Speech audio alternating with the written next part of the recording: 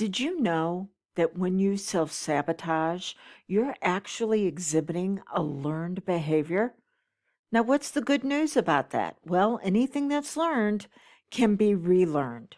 But first, let's look at the most popular ways that we all sabotage ourselves: procrastination, negative self talk, perfectionism, avoiding responsibility, criticism. Now, this is around ourself, not necessarily others. And I'm going to say it's not just criticism. We will actually blow ourselves up over the most minor infraction. Control freak, did I already say procrastination? Emotional unavailability, chronic lateness, irrational fears, lack of planning too much, paralysis by analysis, constantly comparing, having no boundaries, overindulgence, and the list goes on and on. Now, what I want you to realize is that self sabotage just doesn't cause a problem with what you're experiencing. It it sets up a pattern in your personality where you have to diminish yourself.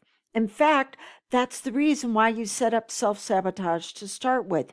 You were in an experience where you had to make yourself less than who you really are and more of what someone else needed you to be for them to be okay at your expense. And we're told that over 80% of who we are as an adult is learned by age 8. That means the seeds of this were planted early. So self sabotage diminishes your capacity to think, to feel, and to trust or assert yourself. And then you experience what is known as shame. Now, there's a difference between shame and guilt. Guilt is actually good. Guilt says that you have violated a value.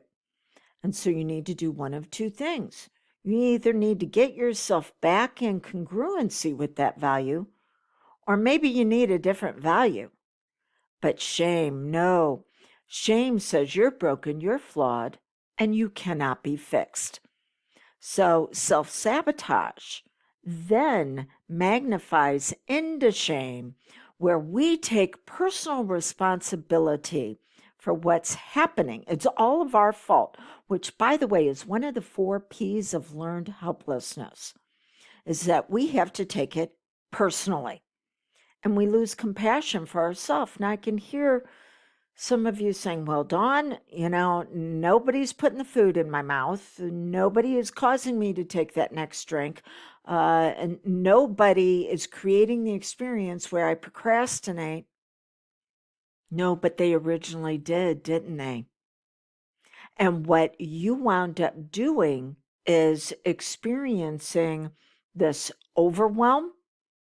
And so you had to disconnect from your body. And then you disconnected from your emotions. And when you disconnected from your emotions, you limited your ability to be flexible and how to respond. You moved into reactions. Reactions are based on past pain. Responses are based on future impact. And when you sabotage, you're completely reactionary. And because you've cut yourself off from your actions, from your emotions, well, then your brain gets overstimulated with repetitive thoughts because it's making up for the other 2 areas, and it's going over things again and again and again without any different results, and you need some relief. And so the food, the drink, the procrastination, the irrational fears, that the self-talk where you just absolutely trash yourself, all of that brings you some relief. Okay. And then what happens if that goes longer than 91 days? 3 months, 13 weeks, because that's how long it takes to make changes in our identity, well, then those experiences are now creating beliefs. And then you use those beliefs to create the world that you're in.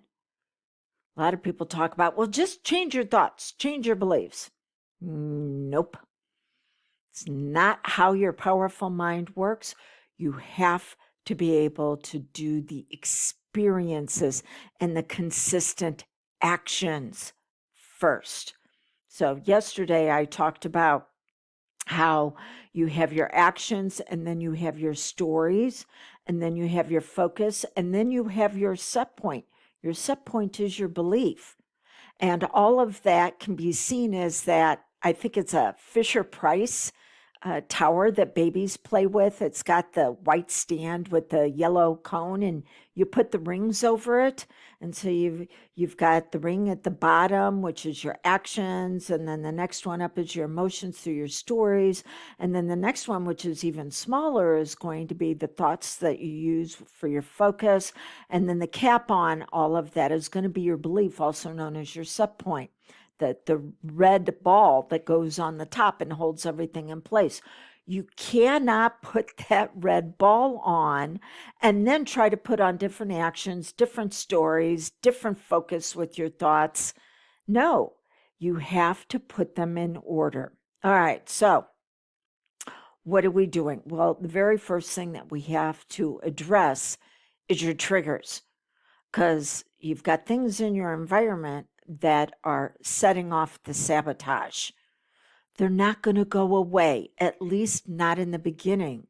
So we have to upgrade their meaning, because the aspect of you that experienced whatever it was that caused you to be held back in life, and then you sought out relief through these bad habits that feel like they're now breaking you. So that part of you, she's still in you. Typically at the age she was whenever she accepted that belief. And I had a client yesterday say, okay, we're going to go in and we're going to help her be relieved from the burden of carrying all this BS that never belonged to us to start with. And I'm like, mm-hmm. And she goes, yeah, the memories that I am not recalling, probably on purpose, I don't want to bring those back. And I said, you don't have to. She's like, I don't want to open Pandora's box. I said, you don't have to. Who you were, that identity, is actually separate from the memories from that time, from those experiences. Just because you bring back one doesn't mean that you bring back the other.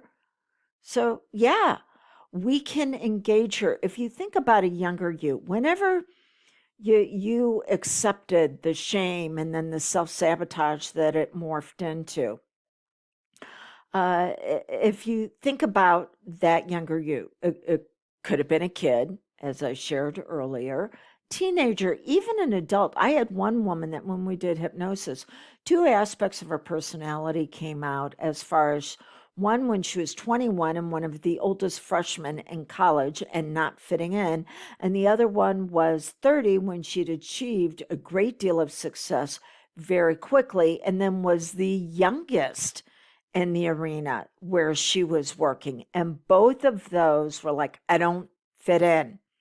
And she wound up turning to food with both of those experiences. See, that aspect of your personality is incomplete. There was something that you should have been focusing on, feeling and taking actions, approaching at that point in time. But what you desired had to be delayed, put over to the side, so you could again make yourself less than, or make yourself into something that you weren't really, in order to have that acceptance. So that's what we're doing, is we're just bringing her out so you can begin to experience life through her And for her, using her strengths, talents, abilities, and gifts, there was something she was absolutely brilliant at that had to be shelved so the shame could be put on. Well, it's time we take off the shame and we put on your brilliance. So we want to then address those triggers and we want to give them a more of a complete meaning. This is one of the reasons why I love hypnosis, is because we take what's going on in your environment, but now we give it a complete meaning. So that's the very first thing we need to do, is address those triggers, and that's on the action level. Then now we need to move up to the emotional level, and that is through your stories. You typically have 3 types of stories that you tell yourself. Now, how important are stories? The only way that something goes from short-term memory into long-term is because it has a story attached to it. The emotions that you consistently experience and the quality of your life is going to be based on those emotions. Those emotions all have stories attached to them. And so we have 3 types of stories. We have our poverty story, we have our need story, and we have our prosperity story. This is what I'm taking my clients through right now. So your poverty story is how you were wounded, what you experienced that actually held you back. Well, there was something you needed when that original story took place that you weren't getting. And so we want to discover what that need is. This is the reason why all my clients are tested, to discover which needs come in for them at the very top out of the 6 levels. So you have a need for certainty, freedom, worthiness, validation, growth, and leadership. Client I was working with yesterday, very, very high on worth. Okay, great. She now understands that she needs to be creating the experiences where she can get that need met. Because all needs come through either a superior strength or a never-ending weakness. And worthiness can show up in that never-ending weakness, as far as you either have to martyr yourself for others or you have to save them. Well, we know what happened to the last savior. They nailed him to a cross. And if you save people, even though they asked you to, at some point they're going to get fed up with it, and they're going to decide that you are the problem, not them, because they don't want to take personal responsibility. And because you were originally programmed and conditioned with the imprint that took place that said, oh, yes, I must take personal responsibility. Remember, shame? I must take personal responsibility. Remember, learned helplessness? For everyone in my environment. That's how you were controlled and manipulated. Well, you will wind up taking on responsibility for their stuff, which then frees them up from having a problem, because even though you came in to save them, or you came in to martyr yourself for them, well, it wasn't enough. You're not enough. You'll never be accepted. Give, give, give, give even more. And at some point, you're just not going to have anything left to give, and you're going to hit crisis point. Let's take care of that before we get to that point, okay? So your story, you have to understand what it is that you need. And what you want to take responsibility on is utilizing your power to get that need met. But before you can ever get it met, you need to know what it is. Now, once you start getting that need met, you will pop up into a prosperity story. This is euphoria. Life is flowing the way that it's supposed to. It's also not going to last, because today's prosperity story becomes tomorrow's need story. I give you an example of this. I've told you my mom is going to relocate back here to the Midwest. She's down in Florida. She decided that she's ready to come back to where all of her kids are. Excellent. Great. She's going to stay with me while she's looking for a house. I am so excited. I am so honored and thrilled that I'm going to be able to provide her a space and a place to be able to rest and rejuvenate and relax from all the crisis, chaos, and confusion she's been going through trying to get her home ready to sell. And so that was my prosperity story. And then I realized, oh, yeah, I need to get one of those toilets that's higher to where she doesn't have as far down to go to sit because she is mobility challenged. See how it went from prosperity, yes, to, yeah, I recognize there's something else that I need in order for it to happen. What you want to be careful of is going from prosperity back down into poverty. How can that happen? Well, something on your journey is not going to work out the way you thought it was going to. And so, whenever I have my clients write their stories, I also have them write out when it doesn't work. What are you going to do to keep moving forward and to overcome it? I had a client reach out to me the other day that is rewriting her prosperity story and discovering what it is that she needs. And in the midst of all of it, she took a tumble down the steps. Nothing is broken, but man, she is bruised up. And she reached out to me and she's like, I didn't hurt myself on purpose, did I? No. Now, there are some people that will have a disorder where they will harm themselves. Those are not my clients. I know who to refer them to.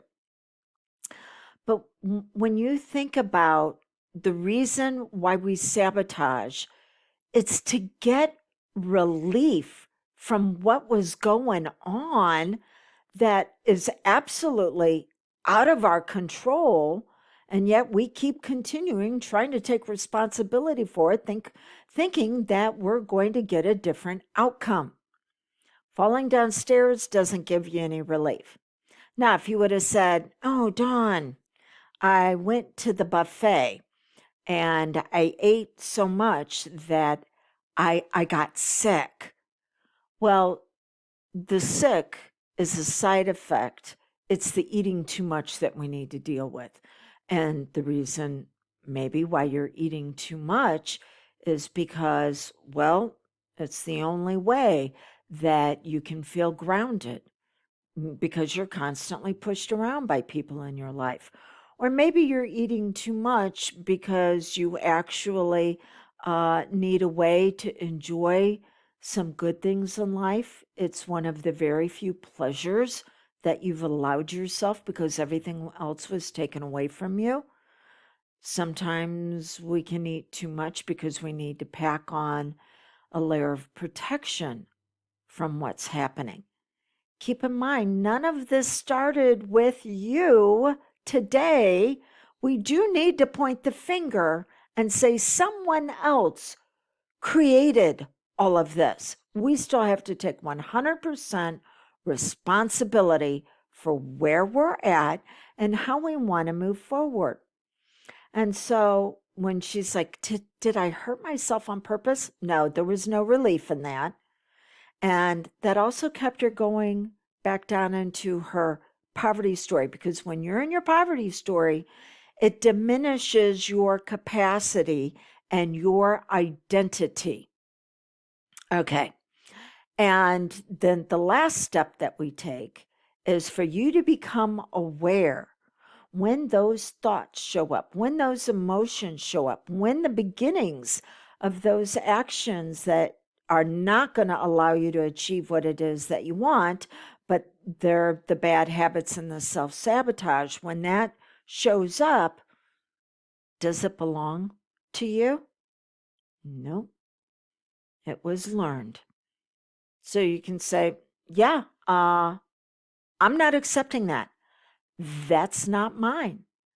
And in fact, there's even a hypnosis script I use with some of my clients where they give those bad habits back to the experience or back to the person or group of people who helped create the problem to start with.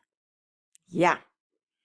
So when things show up, focus, feelings, and actions, are they congruent with the identity of impact that you want to experience 91 days from now? And if not, then you need to kick them to the curb because they do not belong to you.